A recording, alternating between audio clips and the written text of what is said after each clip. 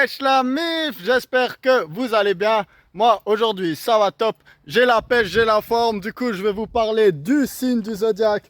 Qu'a le plus d'énergie, qu'a le plus la pêche et qu'a le plus la forme. Aujourd'hui, je vous parle des béliers. Je vous parle des béliers en amour. Je vous parle de leurs tendances, de leurs qualités, de leurs défauts, avec qui ils sont compatibles. Tout ça, c'est dans cette vidéo. Je vous retrouve tout de suite. Allez, c'est parti! Cette vidéo, elle est valable pour toutes les personnes qui ont leur soleil en bélier, lune en bélier, Vénus en bélier, Mars en bélier, très important parce que Mars, c'est la planète qui gouverne le bélier, et également, dans une moindre mesure, ascendant bélier et Mercure en bélier. Du coup, c'est souvent demandé en commentaire. Oui, le signe lunaire, ça compte, Vénus, ça compte, c'est même sûrement les deux qui comptent le plus pour les relations amoureuses. Quelques spécificités techniques sur le signe du bélier pour commencer. Alors le bélier, c'est le premier signe astrologique traditionnellement, parce que dans l'hémisphère nord, en fait, la période du bélier, c'est celle qui commence le printemps, du coup le réveil de la vie, et du coup traditionnellement, on dit que c'est le premier signe du zodiaque. Même si en fait, vu que c'est un serpent qui se mord la queue, on pourrait commencer n'importe où et dire que c'est le début. Le bélier, il est gouverné par la planète Mars. Comme je l'ai dit sur la vidéo sur le scorpion, la planète Mars, c'est le général du soleil. Donc le soleil, c'est vraiment notre ambition, notre ego, c'est le principe masculin. Et on pourrait dire que Mars, c'est la planète qui agit de manière automatique à la volonté du soleil. Du coup, Mars, c'est une planète qui concerne beaucoup la sexualité, comment on se met en colère, notre esprit compétitif. Donc les gens qui sont dominés par Mars, ils vont souvent être de grands sportifs. Et ça peut être le drive, la passion, ce genre de choses. Le bélier, son élément, c'est feu. Donc les autres signes de feu, c'est les sagittaires et les lions. Le feu, c'est justement, ça représente toutes les qualités que je viens de donner de Mars. Donc la fougue, la passion, le désir, ce qui nous motive, la compétition. Et finalement, le bélier est un signe cardinal.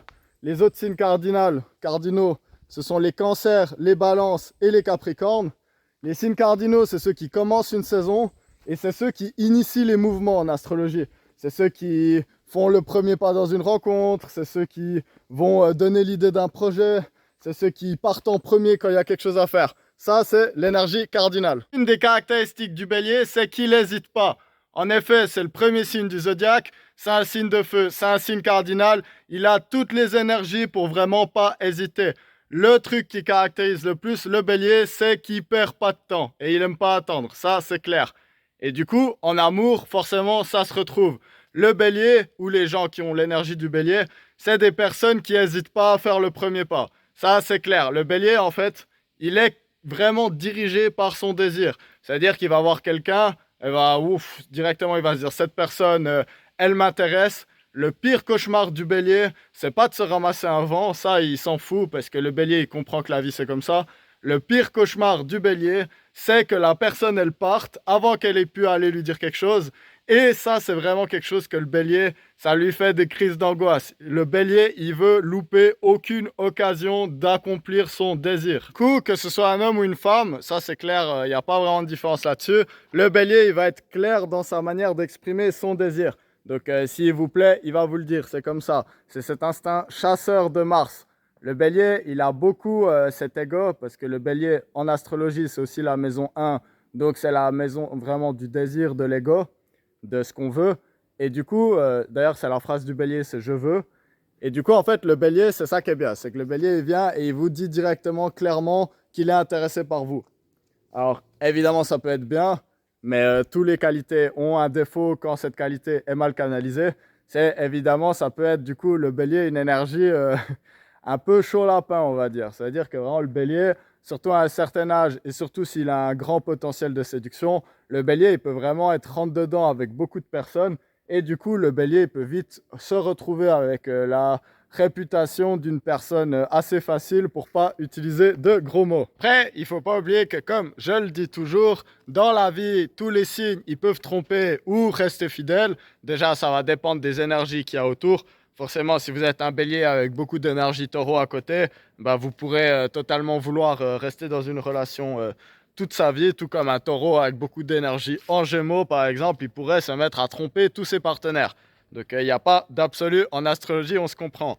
Par contre, le côté un peu réfréner ses pulsions, quand on est bélier, c'est quand même un cliché qui est assez vrai. La plupart des personnes que je connais qui ont beaucoup cette énergie, surtout Mars en bélier forcément, parce que Mars c'est la sexualité, bah, c'est des personnes qui ont beaucoup de drive, qui ont beaucoup de libido et qui ont besoin de canaliser ça. Donc ça peut se faire avec une sorte de vie de célibataire qui va beaucoup être axée autour de la chasse, on va dire de la conquête amoureuse, de la séduction. Mais après, bah, l'énergie du bélier, c'est un sprinter, c'est pas un endurant. Du coup, souvent, ça peut être des personnes qui, effectivement, recherchent une passion un peu constante.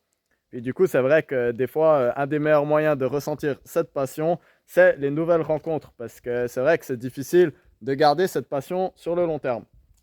Ça, je le dirais, ça vaut beaucoup pour les personnes. Ouh, je vais me péter la gueule, c'est tout mouillé par terre. Mais bon, voilà, c'est comme ça. J'ai sauvé la prise. Du coup, ça vaut beaucoup pour les personnes qui ont Vénus en bélier, les personnes qui ont Mars en bélier aussi, parce que c'est les planètes principales au niveau de l'amour. Mais du coup, cette passion, si vous arrivez, je vais essayer de pas me répéter la gueule encore une fois, cette passion, si vous arrivez à la faire renaître en vous réinventant peu à peu, ça peut être quelque chose qui va plaire au bélier et qui va lui permettre de se caser. En plus, le bélier, c'est un truc qui est important à savoir. Il aime beaucoup les enfants. Du coup, le bélier, il va vouloir fonder une famille. Et une fois qu'il a ce couple et cette famille, il est très, très protecteur envers les siens. Ça, c'est quelque chose qu'il faut vraiment comprendre. Le bélier, il va là où va son désir. Et du coup, si vous arrivez à rester le partenaire que le bélier désire le plus, il va vraiment se vouer à vous parce que vous allez être une énorme source d'énergie et puis d'émotion pour lui. Et c'est ce qui va permettre à son feu intérieur de rester canalisé. En amour, il garde un peu cet esprit compétitif. Ils sont très, très joueurs. Donc, vous étonnez pas si vous tombez amoureux de quelqu'un qui a beaucoup de béliers, que ce soit quelqu'un qui vous propose d'aller faire du sport avec lui. Et puis, par exemple, si vous allez courir, il voudra toujours finir premier avant vous. Donc, de nouveau, que ce soit un homme ou une femme, ça ne change pas grand-chose. Si vous jouez aux jeux vidéo, il voudra vous mettre une branlée. Puis, si vous faites je ne sais pas trop quoi d'autre, n'importe quoi, si vous êtes juste qui c'est qui va le plus de fois aux toilettes par jour, ils sont capables de faire une compétition là-dessus.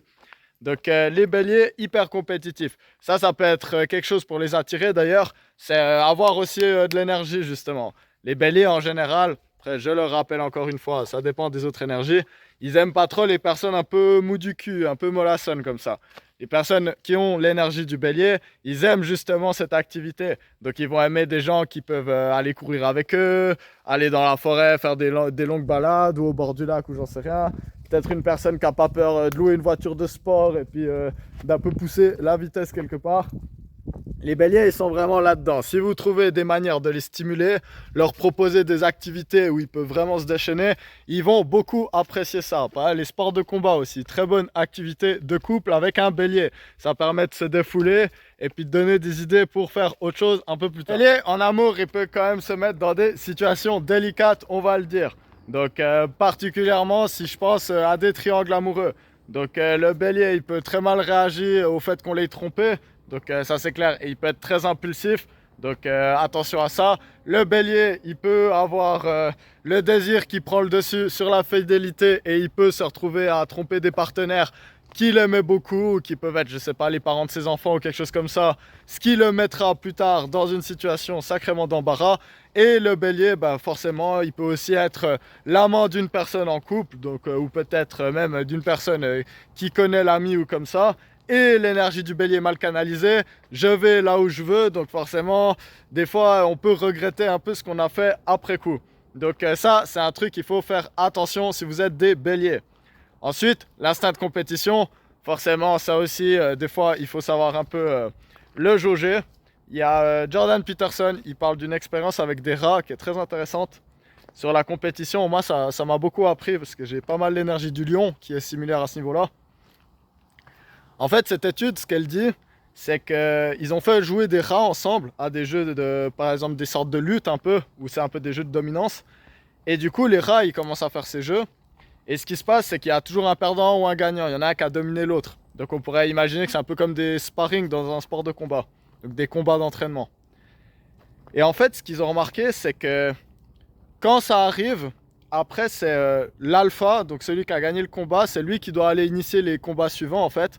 Parce que c'est lui qui a la dominance, du coup c'est comme si il avait le statut le plus élevé, du coup c'est lui qui choisit quand il joue avec quelqu'un qui est inférieur à lui. De nouveau, on parle de rats, donc c'est plus complexe chez les humains que des combats, mais c'est quand même intéressant parce qu'on reste des animaux. Et ce qui a été montré, donc je dis le nombre en dessous de ma tête, je ne sais plus si c'est exactement ça, il faudrait vérifier. Ce qui a été démontré en fait, c'est que pour que le rat bêta il accepte de jouer avec le rat dominant, il doit gagner au moins 30% du temps. Donc ça c'est quelque chose de fou en fait, parce que ça veut dire que si le rat dominant il laisse pas le rat qui est moins fort gagner de temps en temps, en fait, l'autre rat il va pas aimer, ça va pas être intéressant pour lui et du coup il va ne plus vouloir jouer en fait. Du coup ça peut être quelque chose d'intéressant pour un bélier. Justement, c'est typiquement si vous êtes un gars hyper grand et fort et puis que vous allez faire des sports de vitesse avec votre copine qui est beaucoup plus petite et tout, essayez pas de la dominer toujours ou mettez-vous un handicap ou quelque chose comme ça justement pour rendre le jeu intéressant parce que des fois trop vouloir dominer par principe, c'est jamais très bon pour pouvoir reproduire les jeux. Et des fois, c'est bien de trouver un peu des compromis pour que tout le monde trouve le jeu intéressant. Je donne un exemple du sport, mais on pourrait faire ça dans plein de domaines où quelqu'un a un avantage sur quelqu'un d'autre. La sexualité, ça va vraiment être quelque chose de très très important pour un bélier. Comme je l'ai dit avec le scorpion, ils sont les deux gouvernés par Mars. Du coup, forcément, c'est quelque chose de très important pour eux. Ils ont tellement d'énergie en fait, que la sexualité, ça va être un moyen de canaliser cette énergie de manière saine, on va dire. Même si évidemment, il peut y avoir plusieurs manières de réfréner cette sexualité. Mais du coup, ça va être vraiment important pour eux d'avoir un partenaire qui est actif à ce niveau-là. Et puis qui peut suivre la libido du bélier. Parce que le bélier, ça va être un grand challenge, pas insurmontable, comme j'ai dit, c'est toujours possible. Ça va être un grand challenge pour lui de canaliser cette libido. Du coup, il a besoin d'un partenaire qui comprenne cet aspect de lui. Et puis, ce qu'il faut comprendre, en fait, c'est qu'il a tellement d'énergie et tellement d'agressivité, l'énergie sexuelle. L'agressivité, il y a un rapport entre l'agressivité et l'énergie sexuelle. Ça, je pense que je ne peux pas vous donner des choses scientifiques vraiment là-dessus, mais c'est quelque chose d'intuitif dans le monde ésotérique. Il y a un rapport. L'agressivité, c'est une émotion qui est alimentée par une libido, une sexualité qui n'est pas hyper canalisée. Et du coup, le bélier, ça va être quelque chose de formidable pour lui. Ça va être de justement pouvoir être beaucoup plus tranquille après grâce à l'acte sexuel, justement en canalisant ses énergies là-dedans. Mais du coup, de nouveau, le même disclaimer que j'ai dit avec les scorpions, les personnes de l'énergie bélier en amour, elles doivent apprendre à aussi aller vers le partenaire. Parce que le bélier, lui, il va faire ce qu'il veut. Et il va dire, moi je vais faire ça, moi je vais faire ça, je vais faire ci. Et en fait, le problème du bélier, et ça on peut le retrouver dans d'autres aspects de couple, mais ça va être vraiment fort dans la sexualité, c'est que le bélier en fait il a tellement d'énergie pour faire respecter ses barrières, parce que le bélier peut être très agressif si vous allez quelque part qu'il n'aime pas. Du coup le bélier il peut avoir tellement cette énergie là qu'il ne comprend pas qu'il y a des autres personnes qui l'ont pas forcément autant que lui. Il y a des personnes très agréables qui ont de la peine à poser leurs limites. Et du coup le problème avec le bélier justement, ou cette énergie du bélier, c'est qu'il va être trop impulsif et il va se dire de toute façon si je vais trop loin, mon partenaire va me le dire, il va me dire si j'abuse. Et c'est pas toujours le cas. Du coup le bélier, c'est un autre conseil que je dois donner, c'est qu'il doit apprendre justement cette empathie envers son partenaire dans tous les domaines, mais surtout sexuellement. Il doit apprendre cette empathie pour comprendre que les besoins de son partenaire sont autant importants que les siens et que s'il y prend soin, ça va se bénéficier sur le long terme. Puis c'est typiquement ça qui est la complémentarité entre la balance et le bélier qui sont opposés. Je vais désormais vous donner quelques signes avec lesquels le bélier est compatible en amour et avec qui c'est un peu moins compatible. Alors, dans les signes compatibles, comme dans toutes les vidéos du zodiaque et l'amour, je vais commencer par l'opposé du bélier. Je viens d'en parler, c'est la balance. La balance et le bélier, ils se complètent vraiment bien en fait, parce que comme j'ai expliqué dans la vidéo sur l'opposition, en fait, le bélier, il veut vraiment initier son désir. Donc, c'est vraiment je veux, donc je vais. Et la balance, elle veut initier le compromis. Et du coup, ils ont beaucoup à s'apprendre là-dessus. En plus, c'est deux signes justement qui ont beaucoup d'énergie, qui aiment bien faire des activités sociales, qui aiment bien sortir. Et puis, ils se complètent beaucoup parce que c'est toujours l'énergie feu avec l'énergie air. Quand l'air souffle sur le feu, ça donne plein d'idées pour que le brasier, il brûle beaucoup. Du coup, là où la balance, elle apprend au bélier à faire des compromis dans la vie et à pas tout le temps aller juste là où son désir le mène, le bélier peut apprendre à la balance à être un peu plus décisif justement et faire des décisions pour elle et se faire plaisir sans toujours se poser 1000 questions dans la vie. Il y a des beaux avions qui passent, je les ai pas pris, c'est pas grave. Deux signes qui vont vraiment bien avec le bélier aussi, c'est les deux autres signes de feu, donc le sagittaire et le lion. Le sagittaire, il va très bien avec le bélier parce que le sagittaire, il est toujours prêt pour partir à l'aventure. Donc quand le bélier, il fait viens on va là, viens on fait ça, le sagittaire, il est toujours partant en fait. Et il apporte beaucoup d'optimisme. Le sagittaire, il n'est pas trop prise de tête. Et en plus, le sagittaire, il peut apporter toute une dimension, il ou elle évidemment, peut apporter toute une dimension un peu spirituelle et philosophique à la relation. Donc super beau couple. L'énergie du lion, c'est un peu la même chose. Le lion, il va toujours être partant justement pour faire du sport, des jeux, des compétitions avec le bélier. Il y aura un jeu un peu de qui est le meilleur qui peut créer de la friction, mais c'est pas toujours trop grave dans un couple qu'il y ait un peu cette friction. Surtout qu'en général, on peut la canaliser ailleurs justement. Et en plus, le lion, lui, il sait ce qu'il veut, il connaît ses désirs, il va les faire de toute façon et du coup, il va laisser de l'espace au bélier pour faire les choses qu'il veut avec confiance. Et du coup, c'est un couple qui peut justement rester sur la durée parce qu'ils peuvent les deux se canaliser leur passion dans cette relation et ça peut être quelque chose de très bénéfique sur le long terme. Deux autres signes d'air, vous commencez un peu à comprendre la logique avec les sextiles, vont aussi très bien avec le bélier. Donc c'est le Verseau et le Gémeaux. Le Gémeaux, il a une énergie très enfantine en fait, très joueuse aussi, très taquine. Du coup, ça va plaire au bélier justement. Le bélier, il va apporter cette passion à la relation, ce désir, cette sexualité ardente. Et le Gémeaux, lui, il aime bien, il aime bien les expériences. Du coup, le bélier, il est plein d'initiatives. Le Gémeaux, ça peut toujours être un peu le sidekick du bélier qui va justement apporter plein d'idées de choses à faire. Et le bélier, il va avoir l'énergie pour les initier. Ensuite, le Verseau aussi, ça va très bien. Parce que le Verseau, en général, il a besoin d'espace dans une relation. Il va la laisser au bélier, il va lui faire confiance. Le Verseau, lui, il aura l'espace pour faire ses choses, pour aller dans sa philosophie, ses idéologies, tout ça, et mener la vie comme il l'entend. Et pareil qu'avec le Gémeaux, le feu du bélier va alimenter l'air du Verseau et vice-versa. C'est la loi des sextiles et des oppositions. Shout-out spécial au couple Scorpion-Bélier, parce que niveau sexualité, c'est les deux signes gouvernés par Mars. Du coup, c'est une sexualité vraiment, vraiment, vraiment puissante. Donc ça, comme j'ai dit, ça peut... les rapports que j'ai eus de personnes qui étaient béliers avec des ex en scorpion ou vice-versa, souvent ils évoquent des rapports sexuels qui peuvent aller jusqu'au sang, où on se griffe, où vraiment c'est très puissant, l'un essaye de dominer l'autre. Mais sinon, dans le couple en soi, ils parlent vraiment pas le même langage, du coup c'est très incompatible. Donc je mettrais dans une catégorie spéciale le couple scorpion et bélier. Et deux autres signes avec qui le bélier a plus de difficultés en amour, ça va être les cancers et les taureaux. Les cancers, parce que les cancers, ils sont tout sensibles, ils sont très susceptibles en fait, et ils ont très peur de l'abandon. Puis du coup, les béliers, souvent, ils peuvent aller vagabonder à leurs désirs et puis pas répondre à leur téléphone parce qu'ils font 150 trucs ou des fois être un peu trop durs dans leurs paroles. Et puis ça peut justement enfermer les petits cancers dans leur carapace. Donc là, il peut y avoir des difficultés. Et les taureaux, pareil. Les taureaux, dans les relations, ils aiment beaucoup les personnes qui prennent le temps, justement, qui prennent soin d'eux, qui sont sensibles à leur sensibilité. Et puis les béliers, ils sont très brusques et puis des fois, ils sont justement insensibles. Et du coup, ça peut être des couples qui ont pas mal de difficultés. Même si, comme je le dis toujours et je le répéterai toujours, il peut y avoir des énergies annexes sur lesquelles vous vous retrouvez et ça peut donner des très bons coups. Voilà, c'est tout pour la vidéo du zodiaque et l'amour sur les béliers. J'espère qu'elle vous aura plu et qu'elle vous aura permis de mieux comprendre ce signe à cornes qui fonce toujours et puis qui est très très clair dans son désir.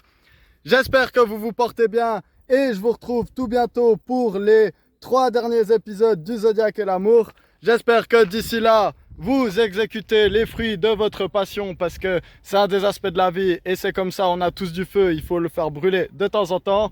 Allez, je vous retrouve tout bientôt, bye bye.